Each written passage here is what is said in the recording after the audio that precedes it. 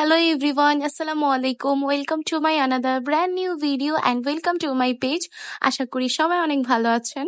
আমার এখন ভার্সিটিতে পরীক্ষা চলছে, তো এক একদিন এক এক সময় যেতে হচ্ছে পরীক্ষার জন্য। কিন্তু ওদিন আমার পরীক্ষা ছিল 12টা 30-এ, তো আমি 8টা 30-এ রওনা দিয়ে দিয়েছি। আমাকে অনেক আগেই রওনা দিতে হয়, কারণ রাস্তাঘাটের অবস্থা কখন কিরকম থাকে বলা যায় না। আর এখন যেহেতু পরীক্ষার সময় আমি কোনো কারণে মিস করতে চাচ্ছি না পরীক্ষাগুলি, সো এর জন্য আমি তাড়াতাড়ি চলে আসি। একটু আগে এসে ভার্সিটিতে বসে থাকা অনেক ভালো। সো আমার অবস্থা দেখে কিন্তু বোঝাই যাচ্ছে চুল-টুল পুরো আওলা-ঝাওলা হয়ে গেছে। প্রায় 2.5 ঘন্টার জার্নি আমার।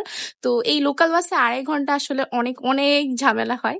তো তারপর আমি চলে যাই আমাদের লাইব্রেরিতে। এই জায়গায় আমি কতক্ষণ পড়াশোনা করি। বিশেষ করে কিছু ইংলিশ বড় ওয়ার্ড ছিল যেগুলির বানান আমার প্রায় সময় ভুল হয় লিখতে গেলে।